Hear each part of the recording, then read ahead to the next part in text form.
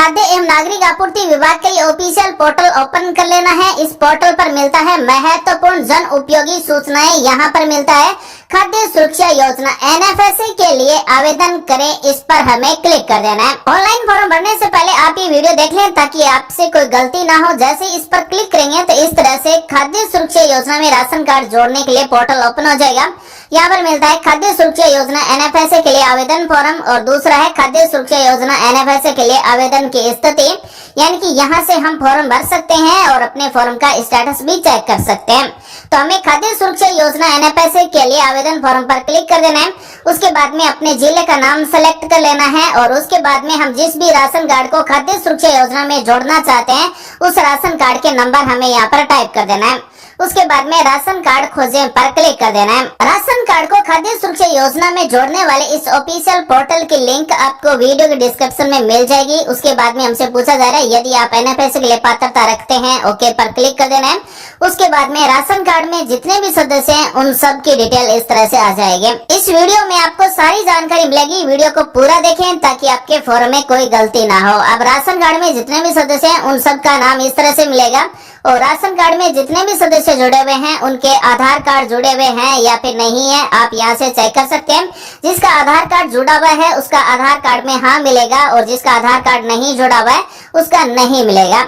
अब यहाँ पर चुने का जो बटन दिया गया है इस पर आपको क्लिक करना होता है। जिसके भी आधार कार्ड में मोबाइल नंबर जुड़े हुए हैं, जो भी राशन कार्ड मुखिया है उसके नाम के आगे यहाँ पर चुने का बटन दिया गया है, उस पर हमें क्लिक कर देना है। तो साथियों, राशन कार्ड मुखिया के आधार कार्ड में मोबाइल नंबर जुड़े हुए होने चाहिए और राशन कार्ड मुखिया का आधार कार्ड जुड़ा हुआ होना चाहिए। तो राशन कार्ड मुखिया के नाम के आगे यहाँ पर चुने का बटन है, इस पर हमें क्लिक कर देना है। तो राशन कार्ड मुखिया के आधार कार्ड में जुड़े हुए मोबाइल नंबर पर OTP भेजा जाएगा। ओके पर हमें क्लिक कर देना है, यानी कि OTP सक्सेसफुली भेजा जा चुका है। OTP टाइप करने का हमें यहाँ पर ऑप्शन मिलता है, OTP टाइप करेंगे और सबमिट पर क्लिक कर देंगे। जैसे साथियों हम सबमिट पर क्लिक कर देंगे तो राशन कार्ड का विवरण इस तरह से आ जाएगा। Ration card number, ration card की श्रेणी क्या है, APL, BPL, स्टेट BPL या फिर अंत्योदय, यहाँ पर इस तरह से मिलेगा। उसके बाद में खाद्य सुरक्षा योजना का प्रकार में नॉट अवेलेबल मिलेगा, यानी कि ये राशन कार्ड खाद्य सुरक्षा योजना में नहीं जुड़ा हुआ है। उसके बाद में राशन कार्ड मुखिया का नाम, पता और उचित मूल्य की दुकान का नाम और पता मिलेगा। उसके बाद में परिवार में जितने भी सदस्य हैं उन सभी सदस्यों का इस तरह से विवरण मिलेगा। पिता का नाम, माता का नाम, जीवन साथी का नाम, महिला है, पुरुष है, यहाँ पर जेंडर मिलेगा और सभी सदस्यों के यहाँ पर जन्म तारीख मिलेगी। मुखिया के साथ में क्या संबंध है, पत्नी है, बेटी है, बेटा है, सास है, बहू है, यहाँ पर इस तरह से संबंध मिलेगा।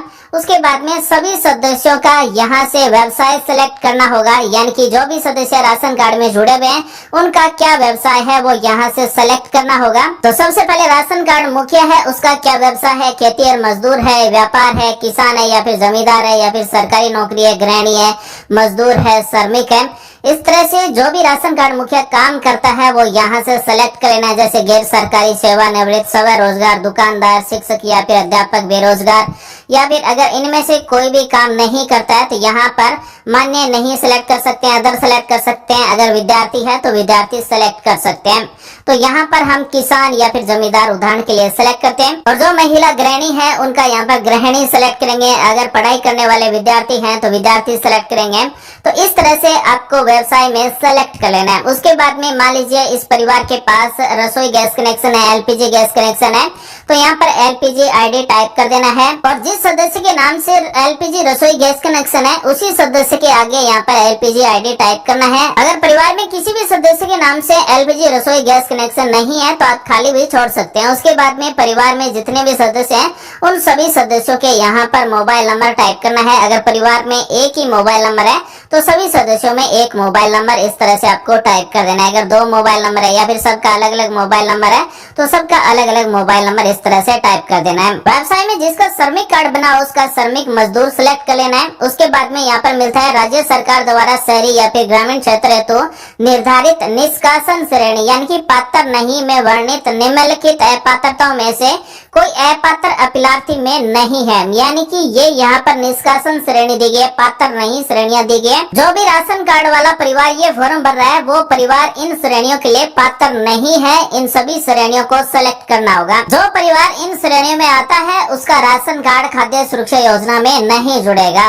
तो जो भी परिवार ये खाद्य सुरक्षा योजना के लिए फॉर्म भर रहा है उन परिवार को ये सभी श्रेणियां सेलेक्ट करना होगा। जैसे ए है ऐसे परिवार जिसका कोई भी सदस्य एक सदस्य आयकरदाता हो। बी है ऐसे परिवार जिनका कोई भी एक सदस्य सरकारी, अर्ध सरकारी, स्वायत्तशासी संस्था में नियमित कर्मचारी या फिर अधिकारी हो अथवा 1 लाख रुपए वार्षिक से अधिक पेंशन प्राप्त करता है। उसके बाद में सी है ऐसे परिवार जिनमें किसी भी एक सदस्य के पास 4 पहिया वाहन और ट्रैक्टर और वाणिज्यिक वाहन को छोड़कर जो जीविकोपार्जन के लिए उपयोग में आता हो। डी श्रेणी है ऐसे परिवार जिनके सभी सदस्यों के स्वामित्व में कुल कृषि भूमि लघु कृषक हेतु निर्धारित सीमा से अधिक है, यानी कि ऐसे परिवार जिनके पास 2 हेक्टेयर से ज्यादा जमीन है। ई श्रेणी है ऐसे परिवार जिनके सभी सदस्यों की कुल आय 1 लाख रुपए वार्षिक से अधिक हो। एफ श्रेणी है ऐसे परिवार जिनके पास ग्रामीण क्षेत्र में 2000 वर्ग फीट से अधिक स्वयं के रिहायश हेतु निर्मित पक्का मकान हो। 7 नंबर श्रेणी है जी, जिसमें नगर निगम नगर परिषद क्षेत्र में 1000 वर्ग फीट से अधिक क्षेत्रफल में निर्मित पक्का आवासीय या फिर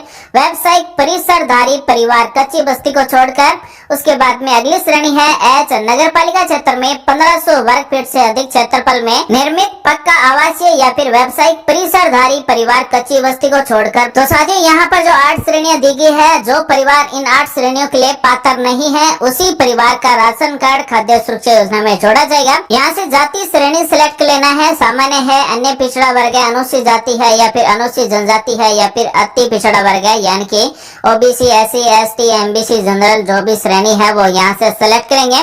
उसके बाद में समावेशन श्रेणी सिलेक्ट करना है, यानी कि हमारा राशन कार्ड किस श्रेणी के अंतर्गत खाद्य सुरक्षा योजना में जोड़ा जा रहा है। जैसे 1 नंबर अंत्योदय परिवार, बीपीएल परिवार, स्टेट बीपीएल परिवार, अन्नपूर्ण योजना के लाभार्थी।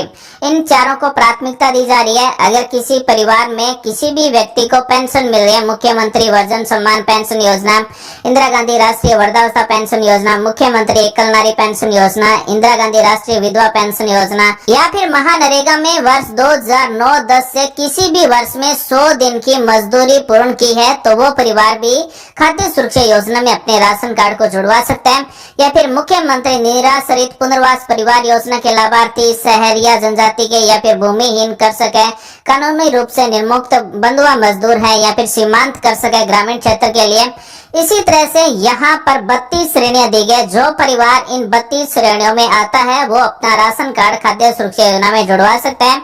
मान लीजिए अगर किसी का श्रमिक कार्ड बना हुआ है, निर्माण श्रमिक है, तो 9 नंबर को सिलेक्ट करना होगा। श्रम विभाग में पंजीकृत निर्माण श्रमिक जो भूमिहीन कर सके ग्रामीण क्षेत्र का, वो भी अपना राशन कार्ड खाद्य सुरक्षा योजना में जुड़वा सकता है। कचरा बीनने वाले परिवार, शहरी घरेलू कामकाजी महिला केवल शहरी क्षेत्र के लिए, गैर सरकारी सफाई कर्मी शहरी क्षेत्र के लिए, स्ट्रीट वेंडर शहरी क्षेत्र के लिए है, पोर्टर यानी कि कुली, कुष्ठ रोगी, घुमंतु, अर्ध घुमंतु, वन अधिकार, पत्राधिकार, लघु कृषक ग्रामीण क्षेत्र के लिए, आस्था कार्डधारी है या फिर अनुसूचित जाति, अनुसूचित जनजाति अत्याचार निवारण अधिनियम के अंतर्गत आता है, बहु विकलांग एवं मंद बुद्धि व्यक्ति। इसी तरह से पालनहार योजना के लाभार्थी बच्चे पालनहार परिवार। तो साथी जिस श्रेणी के अंतर्गत आप राशन कार्ड को खाद्य सुरक्षा योजना में जोड़ना चाहते हैं, उस श्रेणी से संबंधित आपके पास दस्तावेज भी होना चाहिए और उस दस्तावेज की फोटोकॉपी निकलवाना है। उस पर जो भी राशन कार्ड मुख्य है उसके हस्ताक्षर होंगे और खाद्य सुरक्षा योजना में जोड़ने के लिए जो ऑफलाइन फॉर्म है उसे भरना होगा और उस फॉर्म के साथ में राशन कार्ड, आधार कार्ड और ये जो श्रेणी से संबंधित दस्तावेज है, जिस तरह से